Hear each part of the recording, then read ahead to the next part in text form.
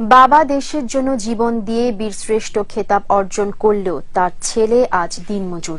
কখনো চায়ের দোকানে রেস্তোরাঁয় পানি টেনে, আবার কখনো দিনমজুরের কাজ করে পরিবার নিয়ে মানবেতর জীবনযাপন করছেন বীরশ্রেষ্ঠ রুহুল আমিনের ছেলে শওকত।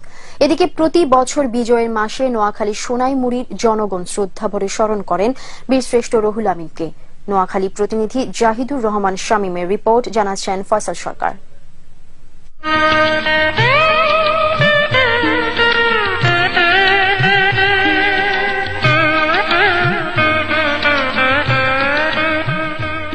নোয়াখালীর সোনাইমুড়ি উপজেলার বাগপাছড়া গ্রামে 1934 সালে জন্মগ্রহণ করেন বীরশ্রেষ্ঠ রুহুল আমিন।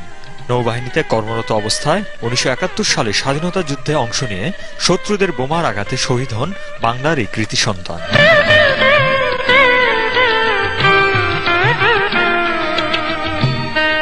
স্বাধীনতার 42 বছর পরেও মানবেতর জীবনযাপন করছেন রুহুল আমিনের পরিবারের সদস্যরা। দিনমজুরের কাজ করে স্ত্রী ও শিশু কন্যাকে নিয়ে জীবিকা নির্বাহ করছেন তার ছোট ছেলে শওকত আলী।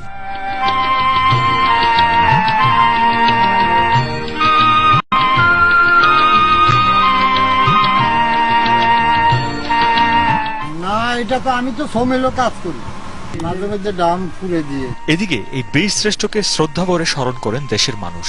ঘুরে দেখেন বীরশ্রেষ্ঠ রুহুল আমিন জাদুঘর ও গ্রন্থাগার। অনুগ্রহ নয়, বীরশ্রেষ্ঠ রুহুল আমিনের পরিবারকে সরকারিভাবে সহায়তা দেওয়ার দাবি জানিয়েছেন নোয়াখালীবাসী।